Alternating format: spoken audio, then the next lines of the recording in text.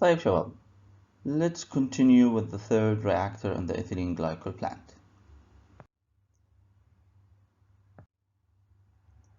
In the previous lecture, we have already designed the CSTR reactor that is required for the plant. We had few inputs in here, few given information, right?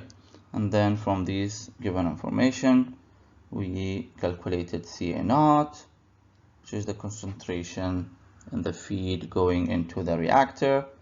We also calculated the molar flow rate of the product. This is how much the molar flow rate of the product should be in order to produce the desired amount annually.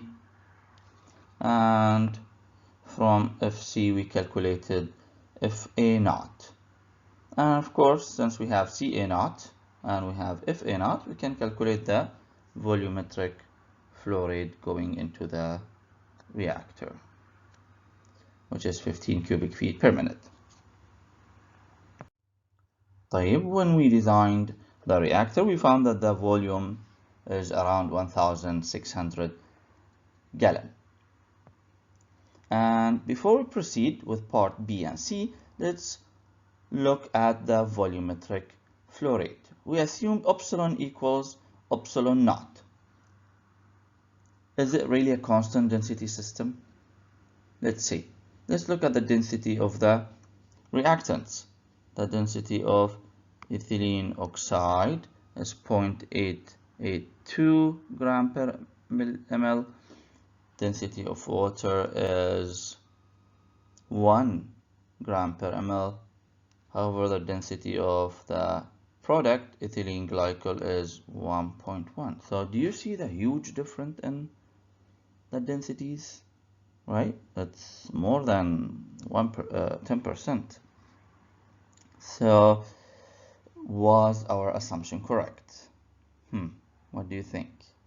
Was our assumption correct when we assumed that the density of the feed equals the density of the product stream, or in other words, that the density of the reaction mixture does not change as the reaction progresses? Was it a correct assumption?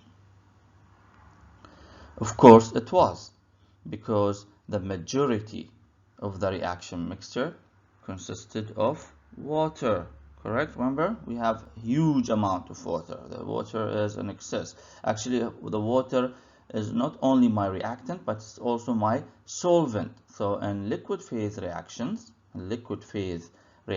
actually I have a lot of solvent. Therefore, even if the density of the reactants are different than the densities of the products, still the density of the reaction mixture remains the same, because the majority of the reaction mixture is solvent. Okay, so let's go to part B. If two 800-gallon reactors were arranged in parallel, what is the corresponding X? So remember that the total volume of the CSTR, single CSTR, was 1,600. We said, okay, I'm not gonna purchase a CSTR of 1,600 gallon. I'm gonna split with the 1,600 into two reactors, 800 gallon each, and I'm gonna put them in parallel. And of course, the feed is gonna be split or divided equally. Okay, so what would be the conversion at the exit of each stream? Obviously, we're gonna start with the design algorithm, the 5-step design algorithm, which starts with the design equation. So in this case, we have, let's say, V1. So we're going to design one of the reactors equals FA0 1 divided by minus RA, right? That is in reactor 1, multiplied by X1, that is the conversion out of reactor 1, correct? And okay, you know the rate law already. It's minus RA1 equals K1 times Ca1. طيب, what else? Okay, after the rate law, we can write the stoichiometry. So let's write the stoichiometry. The stoichiometry is it should be Ca inside reactor 1 equals Fa1 divided by epsilon 1. Correct? Okay, so let's see. What does Fa1 equals? Fa1 obviously equals Fa01 times 1 minus x1, and we have epsilon 1 equals epsilon 01 because we are assuming constant density system. And obviously Fa01 divided by epsilon 01 equals Ca01, and then we have 1 minus x1. And obviously the laptop is changing the color by itself without taking permission from me. Anyway, okay, so that's the concentration. Then we can combine it all together. Correct? Okay, so let's combine it all together. Of course, something that you are aware of, that the concentration here, if this is stream 01, the concentration here, the concentration here equals the concentration here, because concentration is a intensive property. Correct? Okay, so we can write this equation as, again change the color, Ca naught times 1 minus x1. Okay, so let's rewrite the equation. So V1 equals Fa01 times x1 divided by minus Ra1, which equals K1. Of course, I know that K1 equals K because I did not really change the temperature. And Ca1 we said equals Ca0 1 minus x1. Okay, so now what we can do is we can basically substitute the numbers. So we have the value of V1 in cubic feet. We have the value of Fa01, which is half of this, right? Half of this, because the stream is divided into 2. We have the value of K. We have the value of Ca0. We have it already here. Okay, and the only unknown is x1. You can use solver to solve it, and the answer will be x equals, or x1 equals 0.815. Or we can do one more step here. So instead of V1, I can write V divided by 2, correct? And instead of Fa01, I can write Fa0 divided by 2, and then the rest will be the same.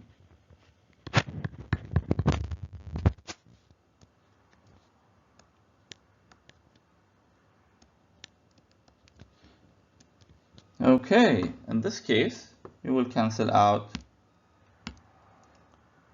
the 2 here with the 2 here, and we are back to the exact equation that we have used in part A. Exact equation, which means, of course, the x1 here equals the x in the previous part A, which was 0.815. So what does that mean? Again, it means if I instead of using one large CSTR, I use 2 CSTRs in parallel, where the volume of each is half of the volume of the single CSTR, and then the feed, I also split it equally among the two reactors which are placed in parallel, I'll still get the same conversion, right? Since everything else is the same. Okay, so again, here's the solution. X equal in this case 0.815 in both exits. طيب, let's go to part C. Now that we have thought of splitting the large CSTR, which was 1,600 gallon, into two, where each is 800 gallon, and we placed them in parallel and found that the conversion is the same. Now let's think what would happen if I place the reactors in series, and then I have one stream only. The stream would go into the first reactor, and then it will exit the first reactor, it goes to the second reactor. Okay, so the question is, what is the conversion, right? What's the conversion? Okay, so you already, well, it's very easy and simple to calculate the conversion out of the first reactor, and we can actually do the calculation on the second reactor. What about that? I'll leave you to do the calculation for the first reactor yourself. For the second reactor, of course, we have the design equation equals, let's write it down there, V2 equals FA naught, FA naught over minus RA2, correct? Multiply by x2 minus x1, correct? So I'm designing the second reactor, so it is V2, and all my conversions are based on the feed to the first reactor. So I'm using FA naught, right? And then divided by the rate inside the reactor 2 minus RA2, multiply by x2 minus x1, because reactor 2 will take the conversion from x1 to x2. It will not achieve all of x2. Okay, tamam. And then of course you can rewrite the rate law. So I'm gonna just skip some steps, shabab. Tamam. So minus RA naught would simply be K times CA naught 1 minus x2, and here we have x2 minus x1. Okay, so again, remember here for the concentration we use CA naught times 1 minus x2, right? We did not use CA naught 1 because x is based on the feed to the first reactor,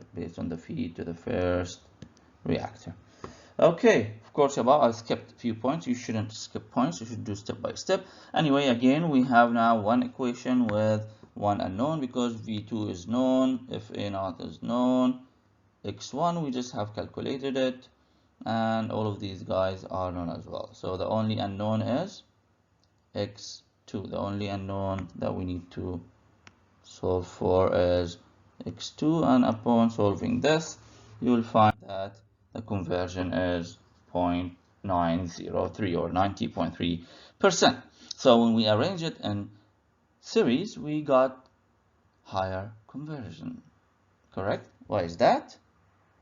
Must be related to the rate of reaction, right? Must be related to the rate of reaction. So let's look at the Levenspiel plot, and you can see that this is the area representing the volume of a single CSTR, right? And then if we had the two reactors in series, this is the area representing the volume of the first CSTR, and then this is the volume representing of the second CSTR. So basically what's happening is the first reactor and the first reactor, I'm not getting conversion as high as a single CSTR, right? So that means the concentration in this reactor is more than the concentration in this reactor, which means the rate of reaction in the first CSTR is more than the rate of reaction in a single CSTR, which leads to higher conversion per unit area compared to one single CSTR. Okay, so you can divide 0.688 divided by the volume 800 gallon, and you can see that this value is more than 0.815 divided by 1600 gallon. Okay, so, and of course then we have the second reactor, which takes the conversion even further. Okay, so let's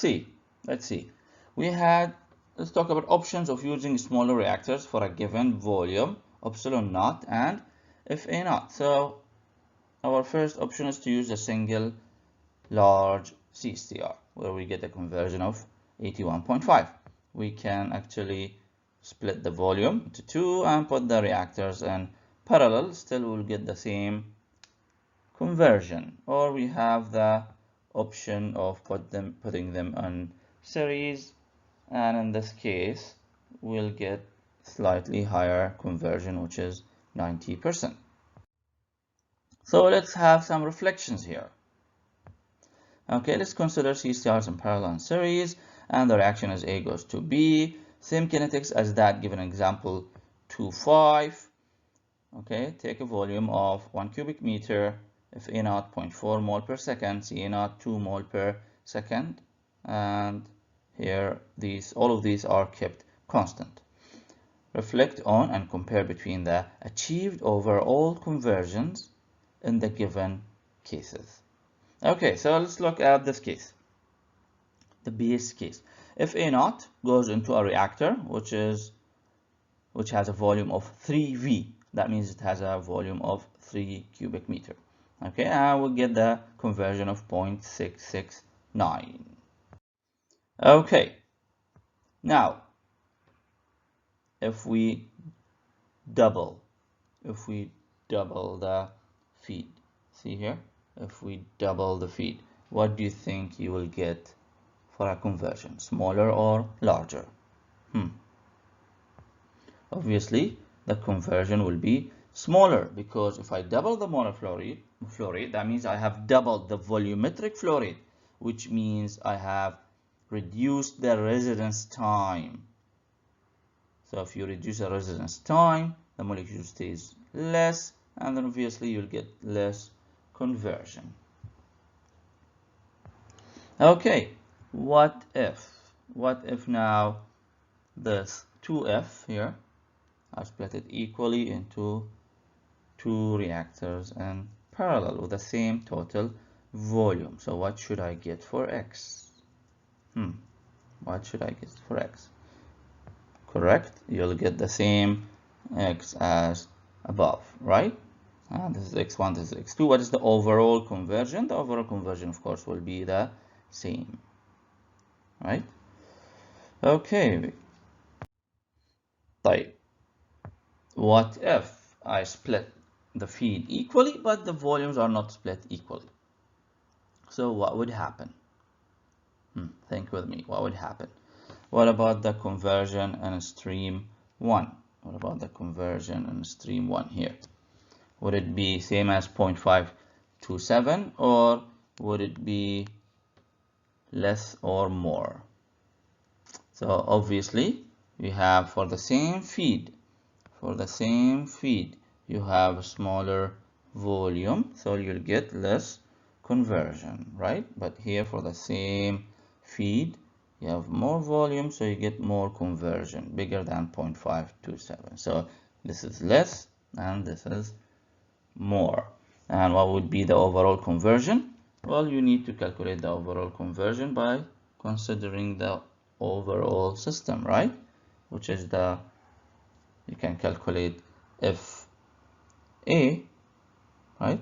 FA, and then compare it to you have the feed, so you have 2 FA naught, and then you subtract from the feed exiting and then divide it by 2 FA naught.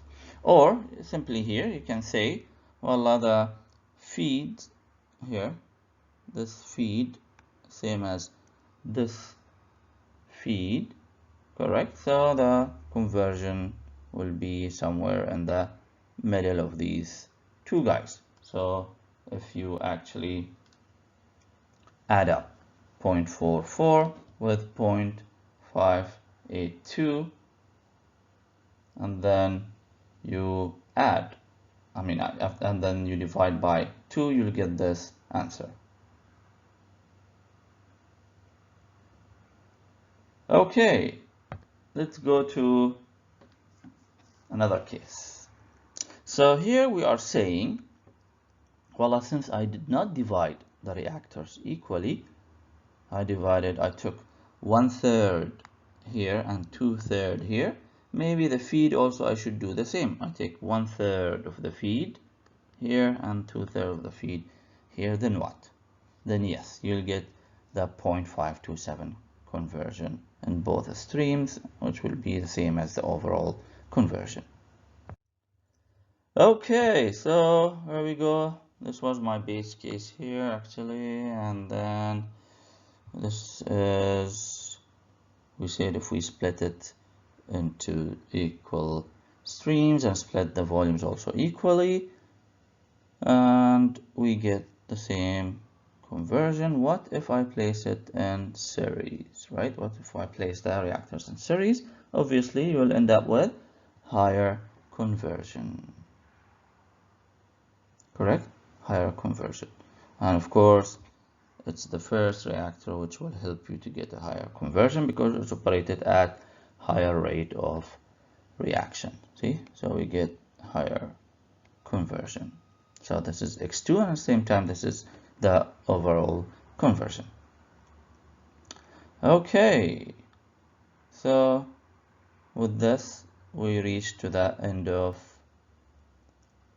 the topic of the design of CSTR. Okay, so let's wrap it up. Synthesizing the design of a chemical plant. So we said the 3 reactors designed in example 4.2, 4.3, 4.6 can be arranged to form a chemical plant to produce 200 million pound mass per year of ethylene glycol from a feedstock of 402 million pound mass per year of ethane. So then what did I do? Or what how I can go further. So I finished from designing the reactors, and then you will need to design the other equipments.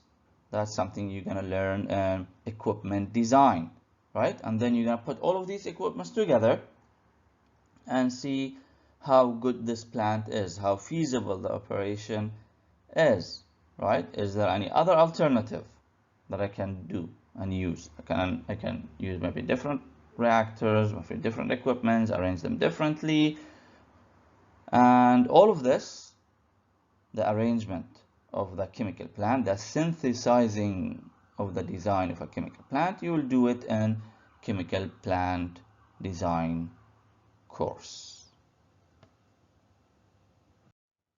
Okay, so don't forget to complete the suggested problem set number 6, and also don't forget to play the tic-tac-toe game which comes in the CD-ROM. Okay, with this we finish the segment. We'll see you in segment 2.